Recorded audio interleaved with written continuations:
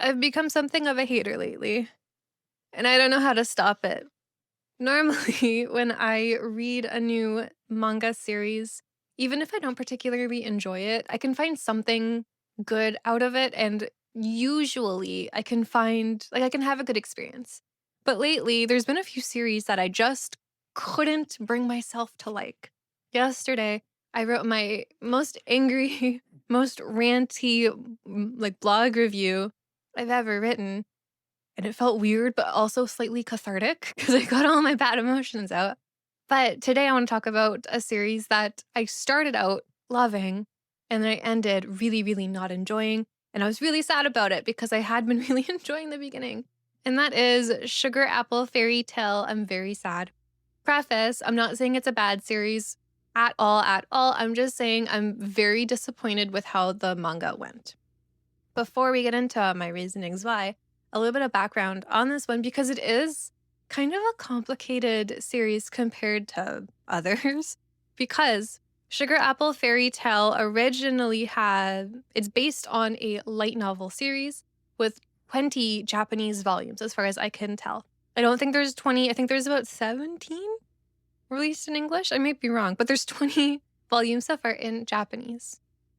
There are then at least three that I could find, physical manga adaptations, just like this one. All three are different by different authors, by different artists. Why are there three? Only one, this one, was translated into English, meaning there's two physical adaptations for Sugar Apple Fairy Tale, as far as I can tell again, that are in Japanese only. This one only has 4 volumes compared to the 20 in the Japanese light novel series. I don't think 4 manga volumes translates well to 20 light novels. We'll get into that. But going in order for the manga adaptations, our first one was published by my favorite shoujo manga author, Alto Yukimura, the author of Colette Decides. This one only has 2 volumes. I have not read it. I cannot say what's in it. I don't know if it holds all of the same material that this one has. I really don't know. They go by the exact same name. So I don't know. But the Alto Yukimura one only has 2 volumes. So it can't cover that much. And that one came out in 2013, so quite a while ago. The next one that came out is this one. This one was originally released in Japanese in 2022, 4 volumes only.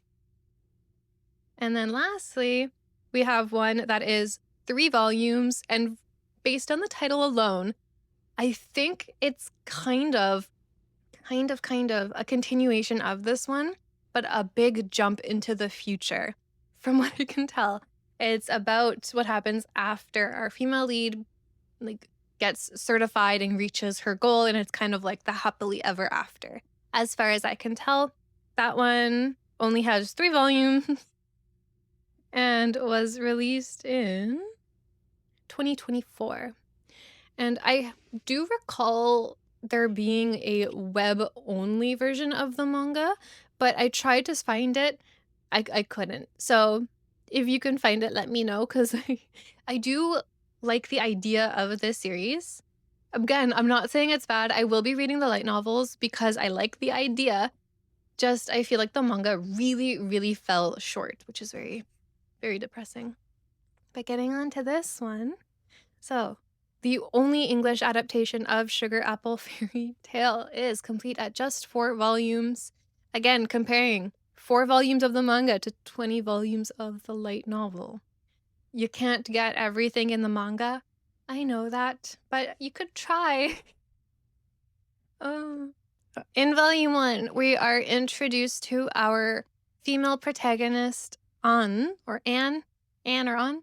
She is she's very, very kind. That's like an overall theme in the series. Kindness is important. She aspires to be a certified candy crafter, just like her mother, a sugar candy crafter. She is in a world where there are also fairies, like this man, Chal, on the cover. And in this world, typically, fairies are used as slaves. So people cut off a wing and then are able to order the fairy around. If they crush the wing, they crush the fairy's life force, forcing them to obey. An really needs to travel. She needs a bodyguard, so she buys Chal, but promises to give him his freedom as soon as they arrive. Again, she's very kind. She really doesn't want to own a slave, but she needs protection. What can you do? So, Volume 1 does a very good job of introducing the world of Sugar Apple Fairy Tale. We understand who An is. We understand the whole slavery system with the fairies. We're taught a little bit about how fairies are brought to life. I found that to be quite interesting. And we're also introduced to a little bit of conflict, but not too much. There is a male antagonist introduced in Volume 1 who I hated right from the start, but you don't know. Like, he could turn out to be good, he could turn out to be bad. You don't really know. Just, I didn't like him from the start. So, Volume 1, I thought was very strong. It did a good job of introducing everything. I was curious about how the story would go on. I felt confident that I understood the world. Then we get to Volume 2. I still liked Volume 2. I didn't like it as much as Volume 1, but I still liked it. I do think Volume 2 has its merit. We are still introduced to different characters and gets some more allies, but again, she was treated a little bit poorly in Volume 1. She's treated a little bit more poorly in Volume 2. She's accused of doing things she didn't do, people steal from her, and always, she never sticks up for herself. She just kind of takes it and apologizes. I found that to be frustrating, but like what can you do? She is a very good person. She's like the embodiment of forgive and forget, which I do respect. I did really respect that in her in Volume 2 because she's such a kind person. She just wants to achieve her goals. She doesn't want any violence. I liked that. We also do get to see a little bit of character progression in the relationship between her and Chal, which again I liked. And we also meet this guy here who is another character who ends up being nice to An. And I point that out because there's not a lot of characters that end up being all that nice to An. So I need to point them out when it happens. So Volume 2, I would still recommend. Not as much as Volume 1, but I would still I felt this was worth reading. I did enjoy Volume 2. Moving on to Volume 3. I didn't like Volume 3 all that much. So, in the first two volumes, Anne's ability to forgive and forget was lovely. I really liked it. I thought it made her a very upstanding character. Volume 3 made it really frustrating, incredibly frustrating. I understand that she doesn't have the capacity to really stand up for herself in some situations, like when people are trying to get more money out of her to receive services. If she refuses to give them more money, obviously they can just turn her down. But I do feel like she had other options than just to be like, okay, I guess I have to pay more, which is kind of what she did. I found that to be pretty frustrating. In this volume, everybody seemed out to get Anne. Everybody. She had nothing but enemies in this volume. And because it's so short, because again, I feel like we're jumping, there's a lot of plot missing. Why is everybody so mean to her? I don't know, because she is one of the sweetest characters. Why is everybody being so mean to her? I cannot. I don't enjoy a character who is so over the top kind when everybody is treating her like dirt. I want her to stick up for herself. I feel really bad for her. I feel bad for her. I had a really difficult time enjoying this. In this volume, we are also reintroduced to a villain from the first volume and the very beginning of the second volume. And I don't know how much time has passed in between his last appearance and this appearance. Hopefully, it's been years because An seems to just forgive and forget. He sabotaged her. Like what he did to An in their last time together, diabolical. So when she sees him here and she's just like, oops, hi, she doesn't care. She seems to have forgotten everything he did to her. I found that to be very frustrating, incredibly so. And An wants to show him up by being the better person, by proving to be a better silver candy crafter. But I don't want to spoil things too much, but he did like illegal things to screw her over in the first volume.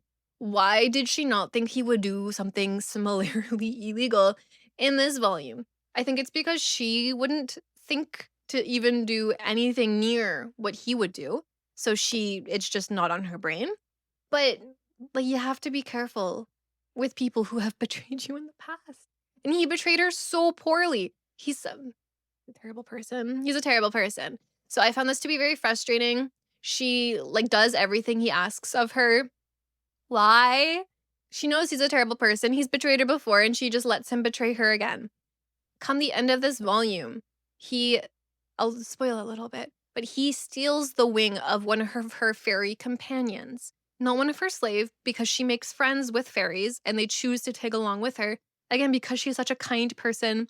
Everybody should love her. I don't know why everybody's so mean to her in this volume. He steals the wing of one of her fairies and forces her to do something she really doesn't want to do. And in the situation she's in, she had so many options. So many. And she decides to just not even think about any options that are on the table for her. She just goes, okay, and complies with him and does exactly what he asks of her. And I found that to be frustrating. Again, I know in the light novel, probably there's so many better reasonings. Like with the context, it probably makes a lot more sense. But in the manga, she feels a little dumb, which I feel terrible thinking of her as a dumb character because, again, she's so kind, she's so loving. But the fact that she just allowed herself to get betrayed over and over again by the same person, I found to be incredibly frustrating. And in the last volume, because there's only 4 volumes to this one, it is over. And the reason I really did not like volume 4, and the reason I didn't like volume 4 is because it ended with a side character who I didn't care about. He was pretty evil. He had his reasons for turning evil, but again, because we were only shown his reasonings for like what, a chapter, I didn't care. Like it didn't really hit. In the light novel, it probably spanned a long time. You probably had time to feel emotions for him and like feel bad for him. You don't have time to feel bad for him in just one chapter. And the last volume ends his arc with him being kind of happy and then things kind of going his way. And then it's over. I'm What happened to our main character Anne? What happened to who would be the male lead Chao? They get reunited for like a second and then it's over. Happily ever after. Goodbye. This volume really focused on the side character. I thought it was a terrible ending for it, which I was so sad. So I'm disappointed in this one. In volume 1, I was expecting it to be a story of Anne with her who would eventually be the love interest Chal, learning how to be a great silver candy crafter, like learning how to forgive and forget all of the evil people, rising above everybody. He would get over his hatred for humans through Anne's kindness, and they would grow happy together. I thought it would be a story focusing on them. Volume 4, we got none of that. We got Anne being kind, yeah, but she was being kind to fulfill the crazy fantasies of a side character who I don't care about. I care about Anne because she is the main character. I don't care about the crazy man. So yeah, I was pretty disappointed in that. I will be reading the light novels because I do enjoy the world. Just it was frustrating. Even the main, I call him the main antagonist because he's been the only consistent antagonist in the series. He makes an appearance at the very end of this volume, and he's just so misogynistic. The world in this series is incredibly misogynistic, which makes sense because they're all terrible to her. But after everything that went down, Anne made her way out of this like castle dungeon by being the better silver candy crafter in the end. That is what saved her. But the main villain accused her of sleeping with the crazy man, and everybody, all of his buddies, are agreeing and laughing at her. And we just get to watch that. And Anne doesn't say anything because, again, she wants to be the bigger person. But I hated watching her suffer so much for him. And he knows that she suffered for him. And I'm gonna get mad. I found it so frustrating. She deserved justice and she did not get justice. Maybe she will in a light novel. I don't know. I'm gonna read. But yeah, that's Sugar Apple Fairy Tale. If you've read it, if you read the light novels, are they better than the manga? Because I had really high hopes for the manga and I feel really let down. I'm a little bit angry.